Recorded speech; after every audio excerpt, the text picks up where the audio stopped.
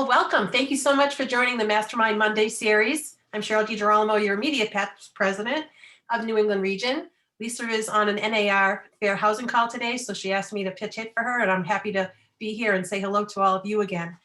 We are so excited because once again, Nora, our education chair, has brought us an outstanding guest, and Christine McClellan is doing a super job as the communication chair, airing this on our Facebook page, our Facebook group page, and even now on YouTube for your viewing later. So Nora, can you please introduce our guest for today? I'm so excited to have Katie Clancy here all the way from Cape Cod via Zoom. This is very exciting.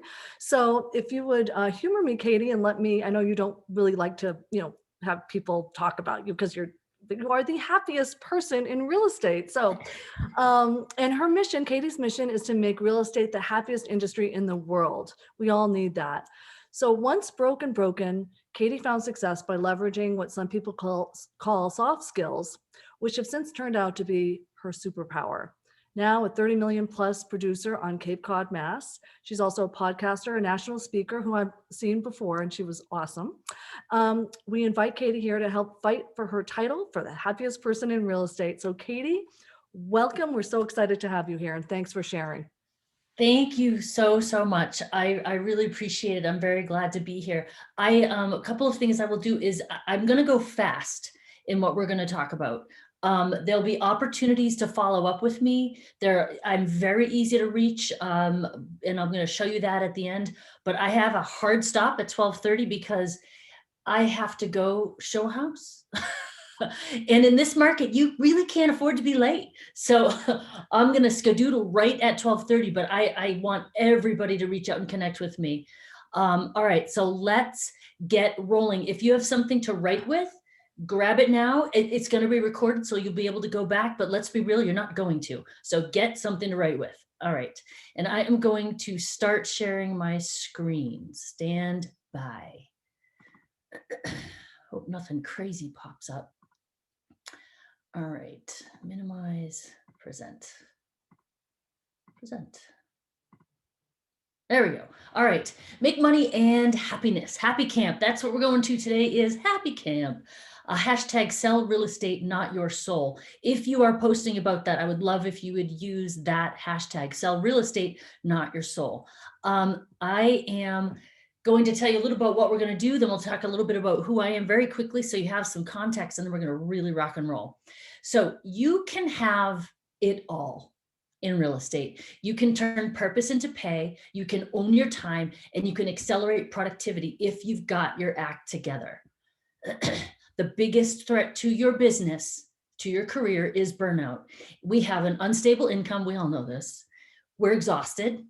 And we have zero work-life balance. We do not naturally come to those things. We actually naturally go away from the healthy bits there, and we go too far in the name of earning dollars, and it's killing us. We have actually elevated levels of suicide, depression, divorce, and substance abuse in our industry. So we're actually not the happiest industry by far. And what's the stat? 80% quit before 2 years. We're not happy. We're not making money. You can read what I've written here, and I'm also going to tell you a quick story. So I do know why you got into real estate. It's the same reason I did. We all have overlaps. When I got into real estate, I was smug as all get out. I kept my day job because I knew you can't make a living in the first year, right? I thought I had it figured out. Well, over the next 18 months, I had a fourth baby, which was a bit of a surprise. And the stock market crashed. The entire housing industry crashed. My husband, who was a contractor, and I was in housing, we almost lost our house. My husband's business went under. We found out we were pregnant a fifth time. And at this point, I don't even know how, because we were not talking to each other. We were this close to divorce. And I'm going to get really personal here because this burnout thing is really personal. We would be divorced if we could have afforded it. It was bad. And about very deep into the pregnancy, right after we had finally told everybody, we really didn't want to tell anybody because we were so embarrassed that we knew it was no mystery. We're borrowing money from my parents. We were in bad shape. And then we go and get pregnant with a fifth kid. Like, it's no joke. You need new vehicles when you have 5 children. It's hard. And so we'd finally told our families, and they're like, oh, all right, well, every baby's a blessing. And we're like, of course it is. And we'll be great. We found out the baby is very sick. Long, terrible story short. We have no Christmas present. Like, it's awful. 2 weeks before Christmas, I lose the baby. And I don't even know if I had a Christmas tree up. It was effing awful. Now, I don't want to be a downer, okay? But I want you to know that no matter how bad you are feeling or have felt, or what situation you've been in, someone's been there too. And sometimes those terrible things can be a blessing. And that's what it turned out to be for me. I had so many bad things happen to me that I'm not even going to get into. Those are just the worst things. I did not want to be the woman who lost her house, the woman who lost her baby, the woman who almost got divorced, the woman who's living in misery. I decided not to be defined by what the world did to me. And I chose to be defined by what I did in the world. And at the same time, I had started to go to church because I had poo-pooed church forever. I'm like, I had nothing else. And so they had talk about how, like, be a blessing, be a blessing. Where I'm like, oh, I'll try that, whatever. So I started being nice to people. That's a abbreviated version, but I started being a blessing to other people, starting with my husband. That started to get better. Then because I couldn't figure out my own problems, go out, try to help other people. Maybe I can help this person make their day a little bit better. And just these little things that I started doing, it took the focus off of me, which was a great relief. But it turns out people really loved it. And fast forward, I used to pray to maybe clear 5 million in a year, because then I could maybe pay my bills. I did 30 million last year, 2020. And that was on an exponential growth. And it's all because of the principles that I'm about to show you. All right. So I don't love to talk about myself too much, and I know I just did, but you have to understand where I'm coming from and that this stuff is the real deal. I present this all over the country, and it is the real deal, and it is stuff you need to pay attention to, because not only are we in danger, are we having a problem because of burnout in our industry, we are having our lunch eaten by technology and new models. And I know that's ringing a bell for everybody, but it's because we have taken a thing that we can standardize, measure, and track, which is working with cold leads and all that stuff. It works. It definitely works if you do it enough. But here's the deal. Tech can do it at scale. And that is what is happening to us. If you are still relying on cold leads and a cold way of building your business, you are going to burn out, and you're going to be irrelevant very quickly. I'm going to fix that though. All right, these are so I told you when I advertised this that we had 8 pillars. Since then, we have a 9th pillar of happiness that was added after someone that I just met, and we'll get to that. So the first three that we talk about are service, grace, and effort. Those are mindset pieces. This is where your head is going to be at. Talent, growth, and people. Those are sort of in the realm of positioning, sort of where you are, how you're, where you're really putting yourself. Body and art are your personal HR. This is human resources. What do you have to draw from in order to keep going? And those two things will help you. And then finally, execution is, how do we get it all done? How do we get this all done and not lose our ever-loving mind? Whew. All right, so let's go. All right, so talking about service, 3 things I want you to think about when we talk about service. And I'm just going to set up my clock over here so I know where we're at with time.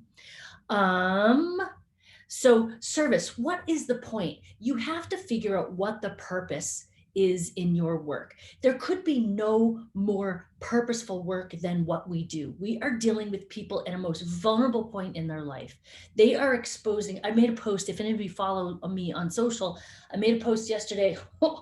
Talking about vulnerable, is a picture of me like hours after giving birth. I look like someone has punched me in the face. I haven't slept in days. I'm so happy, like a stupid happy smile. But having a baby and buying or selling a house is kind of the same. It's very intimate. It's super intense. It gets kind of messy, and nothing ever goes as planned. If you do your job right, you are going to be remembered on that same pedestal that you put your doula, midwife, OBGYN, that person who brought that new life into your life. Remember that you're dealing in a sacred moment with these people, and you have an opportunity to leave them, even if it's a tough experience, to leave them with a warm, good, strong feeling about you. And for you to feel like, wow, that's why I do this. I do this to help these people. It feels like $1 million. It should not be like, you guys aren't going to believe it. I'm friends with these people I just worked. We became friends. That shouldn't be weird. That needs to be the norm. Second piece, money isn't enough. The modern motivational period. So at the tippy top, we can all measure money. We all measure. I told you I did $30 million. I measured that sucker all year long, and I'm measuring it today. But you can, and it's very good. Money will motivate you to a certain extent. But in order to make those big dollars, you got to be banging this phone. You got to be out there. You got to be doing things that make you uncomfortable. There's going to be a point where you're like, nah, maybe I'll back that goal down just a little bit because I don't need that much money, right? That's not going to do it. The next layer down for is pay. Then it's down to personal. Well, what would that money mean to you? Well, I could take my kids to the Harry Potter resort and they really want to go and that'd be awesome. And yeah, I'm going to make one more call. But the biggest foundational piece that's going to keep you going and keep you consistent is purpose. And that's the base of the motivation pyramid. Pay is at the tippy top. If you try to run your business just on pay, it's going to be a shallow, empty, dirty win when you get there. Finally, down at the very bottom, finding your ideal client. So this is about service. And these are all the things that are going to make you feel much better about what you're doing. Finding your ideal client. You're not good for everybody. Newsflash. This is an exercise. And again, we're going to be able to do this. I have podcasts on this. I'm going to do clubhouses on this. You'll be able to do these exercises with plenty of time. But finding your ideal client, if you look back and think of the 3 to 5 best client experiences that you've had, you could probably create a little persona. Like I have one called the Suburban Power Couple. I love the couple who has just sacrificed everything for their whole lives to get this beautiful home in Sudbury or wherever it is. And then now they are coming down and they have worked so hard for so long, they can afford a beautiful home on the Cape. I get their pain points. They're not just rich young people. They are people who have given a lot and they are ready to take a step in their life. I know how to talk to those people. I love them. I focus my marketing towards those people and a couple other personas. I'm going to get other people too, but I'm going to get less of the people that I don't jive with. And there's plenty of them. Second piece, grace. You need to be able to give other people and yourself grace. We can get a little tense in this industry, can we not? Dealing with difficult people. I just did 2 episodes on my podcast about jerks. Here's the deal. Brene Brown said that, I forget exactly what the words were, but whoever you're looking at, everybody has a story that'll bring you to your knees. If you only knew me as the girl who, did 30 million last year, you'd be like, must be nice. She should speak on this, whatever you say about a person like that. You really want to trade? Do you really want the shit I went through to get there? Listen, we all have our own shizzle. We all have our own stuff that we go through, that we went through. You take it, you have to understand that people might be going through that right now. And when you're dealing with someone who's not being so nice, be compassionate to them, be empathetic. Don't get walked on, step aside, let the garbage flow next to you, not in your face, but understand that person might be going through something that you have no idea about. You need to be a little more empathetic, ask a few more questions, give them a little more grace. By the same token, when you're the jerk, and you've been the jerk, you need to acknowledge it and be like, "Ooh, look at me being a jerk. All right, okay, let's take it off of me. Let's start focusing on the other person." And just like I did, how can I be a blessing? I feel like a pile of dog do, but I'm going to try to be kind to that person over there, or I'm going to pull myself away from the situation because I'm not helping anything. Because remember who you're working for? Your client. You're not trying to win a fight. You're trying to get your client what they want. And finally, agent relations, how to play nice in the sandbox. This is my favorite exercise, and you can do it right now. Think of the 3 agents that you love working with. You would co-broke with these guys for the rest of your life. If you could pick 3, who would they be? Write them notes today and tell them that you took a course today that said, pick your 3 favorite agents and write a note to them and tell them how much you appreciate them. Can you imagine getting that note in the mail? Would that not make, we're usually terrible to each other, but you're not that kind of person, are you?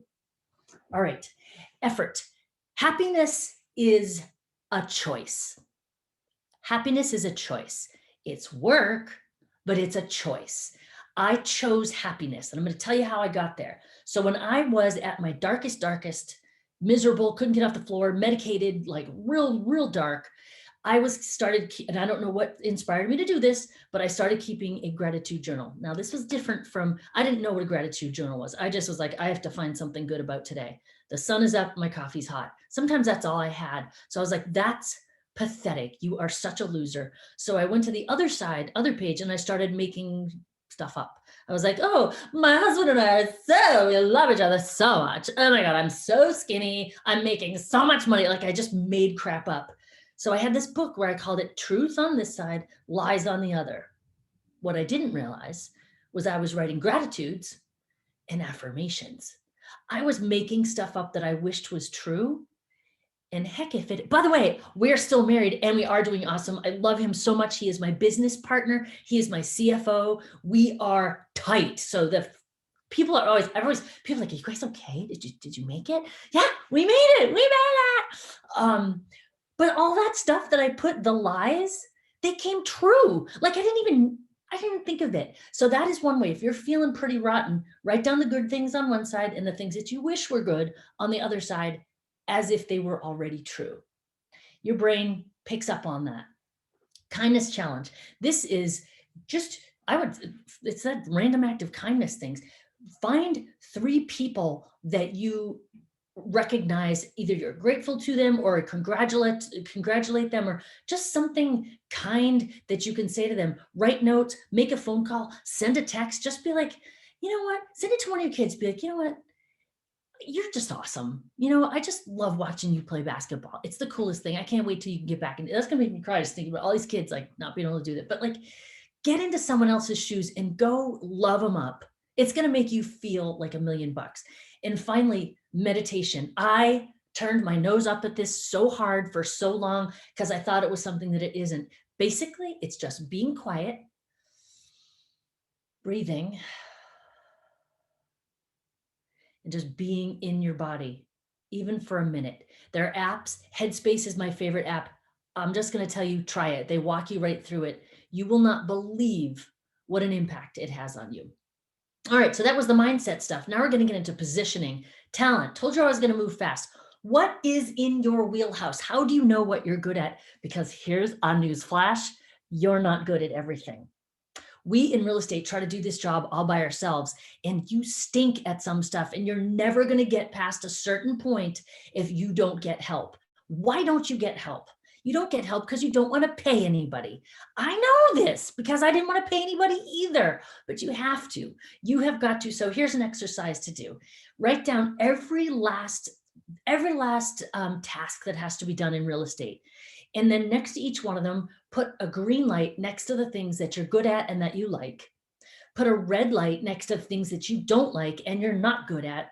And then the rest of them are yellow. I don't know. I'm kind of good at it. I guess it's okay. I don't really mind.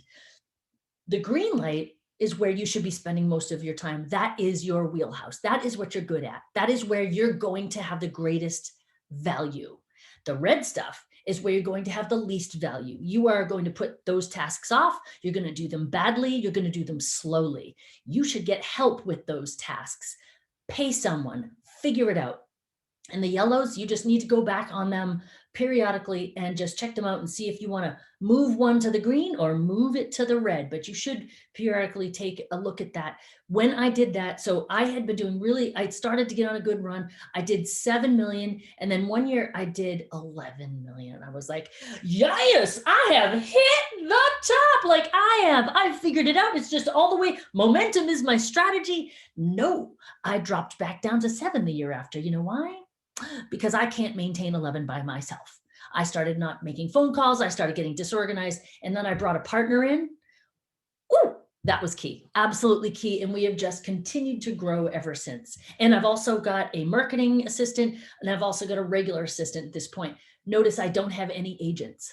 My partner is an agent, but he's still, I'm still the queen. We call each other partners, but I'm the boss. That's a whole other thing. We want to talk about teams. I don't think you need them. So in the traditional sense. Disc analysis. If you have the opportunity to take one, take one. You need to know what you're all about. cloverleaf.me is a site where you can take a lot of those little tests and sort of see where you stand. Very insightful, and also tells you how you interact with other people that are different from you. Really brilliant. Finally, high gain activity hacks. You know what you're good at, you know what you're not good at, but still you're sometimes going to have to do stuff you don't like and stuff that's scary and gross. If you've never read it, read the book, Eat That Frog. There's a few things you can do. First of all, when you're making your to-do list, put the worst task first and get it done. Yeah, Katie, but what if it's like a really long task and it can take me all day and I'll never get anything else done? Okay, fine. It's going to the top of your list, but you're only going to give it 15 minutes or 25, no more, no less, somewhere between 15 and 25 minutes. Set a timer and bang away at that, and then go to the next thing, and then come back and give it another 15 or 25 minutes. You'd be surprised how fast you will get through it, but you've got to stop avoiding it. You have to get after it right away, but you can do it in bites. Growth. All right. If you're not reading, if you're not in podcasts, and if you're just in your own little world, you're not growing. You should be reading a book all the time, a nonfiction book all the time. Right now, I am in Marketing Rebellion because I really like marketing. But if you need a book right now, get The 5-Second Rule by Mel Robbins, or Atomic Habits by James Clear. And then a third one I would recommend is that's ironic, Free to Focus by Michael Hyatt. There are lots of other books I would recommend, but if you need some right now, go get them. Number 2, feed your ears. You have all kinds of time walking around, driving around. Get on a podcast or 2 or 3. Start with mine. My podcast is the Happiest Person in Real Estate podcast.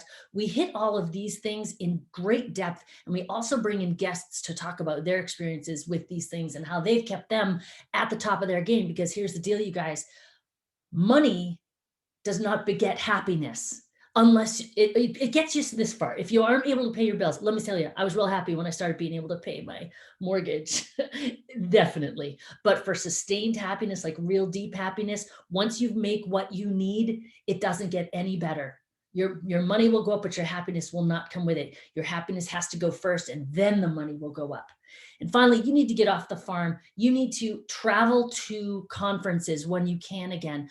But guess what you're doing right now? Boom, you did it. You got out of your own little place, and you are here in this WCR talk right now. And I'm so proud of you for doing that. Keep it up. Get involved. Get on Facebook groups like Lab Coat Agents. Get on Inman Coast to Coast. Stretch your brain. See how other people are doing what you're doing. And I am just taking a peek here. Is there anything I need to see in chat? I see some chat just on Clubhouse. Clubhouse is invitation only. I have invites. 5-second rule at the top. Yes, good. All right. Sorry. So I'm not watching that super close. Nora, text me if there's something I really need to see. I've got my phone right next to me. I think we're good. I mean, I know it's been phenomenal. And it's so funny. I just even was talking this morning about kindness and grace. So it's so funny. And I love it. So awesome. So I got my books here too. Oh, that's so good. So we're really getting close to the end here, and I don't have, there's a lot more material here.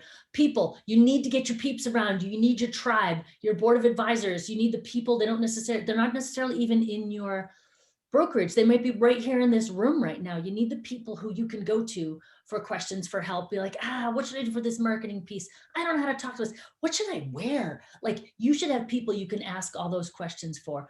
Best clients ever is the same thing I was just talking about before. And your biz fam, my biz fam is at Inman. When I went to my first Inman event, I was like, these are my people. Body. Okay, here's when we get to HR.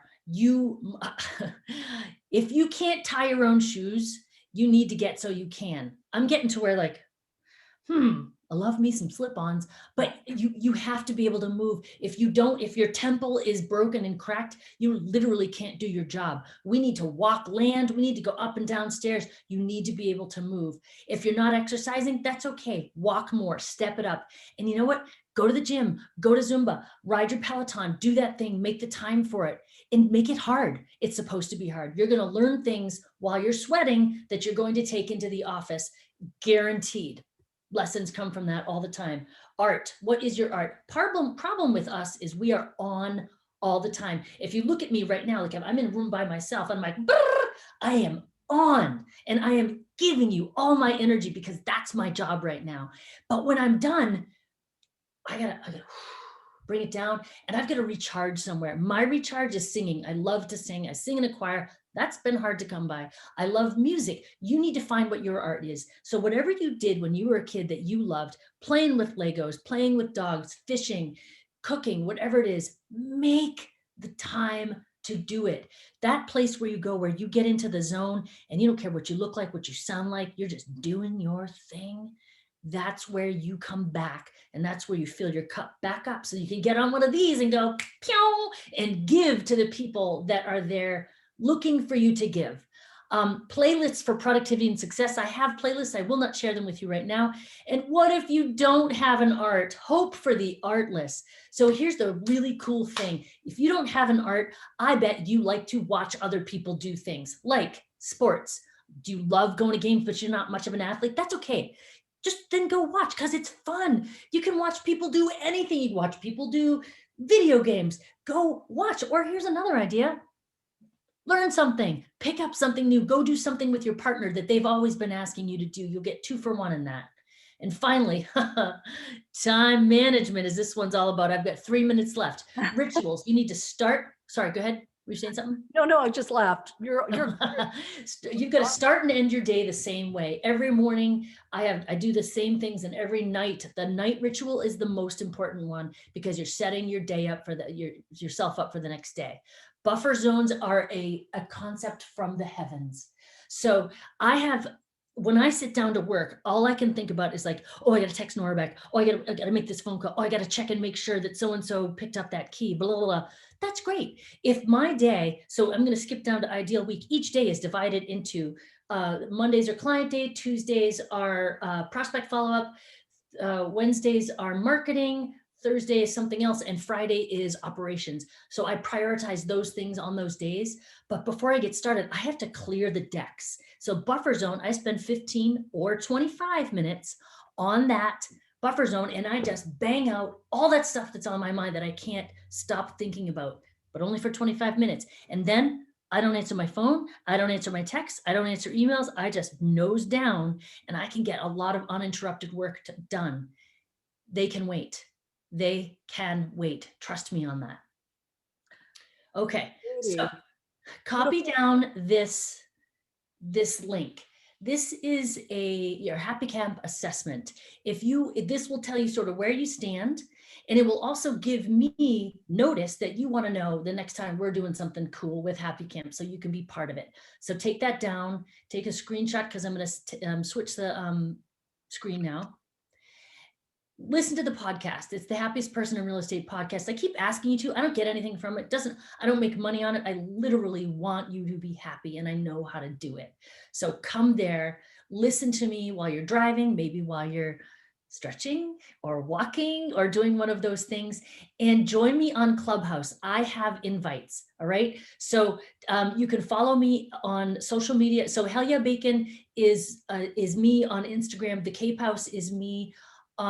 Business on Instagram, and everything else social is at the Cape House. So please follow me there. And if you want a Clubhouse invite, that will make it happen. I think I have 7 right now. And I guarantee you, if I don't have enough, someone else does, that you can get on there. So I am going to stop sharing. Thank you so much. Look at all the people. Wow. Talk about over delivery. That was amazing. You got through it all 9. I'm so excited. Did it. Awesome. And I know you have to sell a house. So I want you to meet. I do, but you know what? It's exactly 3 minutes from here to there. It's not till 12:40, and I want to give you a few minutes to ask questions. Anne wanted to know how to contact me. Reach out to me on social. That's the best way. Messaging me on Instagram is probably the best way on either account. Does anyone have any questions for Katie in the chat? I know a couple of us are monitoring the chat. I know, the other book was Untamed by Glennon Doyle. Okay, I think that's yes, yep. Meswar just mentioned. And yes, we can do hard things. Yes.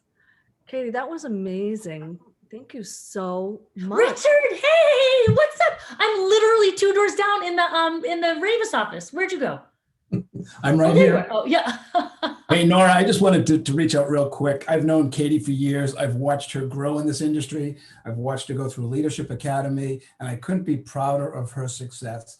And the fact is she believes in everything she's saying. So, you know, she's got what it takes. And, you know, I was so glad to see you here at RRC today, and hopefully you'll step up and do a little bit more for RRC in the future. Oh, I knew that was coming.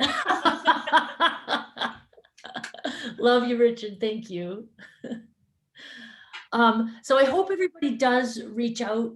This is how we're all gonna get better. This is how we're all gonna be happy. If you don't already follow everybody here, follow them. Have someone for Zoom coffee. Hook up, take care of each other. You are the people who do more than other people.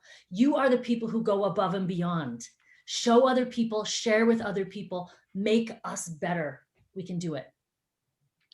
Great words to live by. Thanks so much, Katie. And I know Cheryl had some announcements, and Katie, again, thank you for your service. And Thank you for having me. I am going to sign off and go sell that house on Cranberry, Richard. So you stay right there. Don't you get out of your seat. Thank you, Katie. Have a lot of Thanks, homework to guys. do. Thank you so much. Bye. So just quickly, I want to remind everybody about next Monday.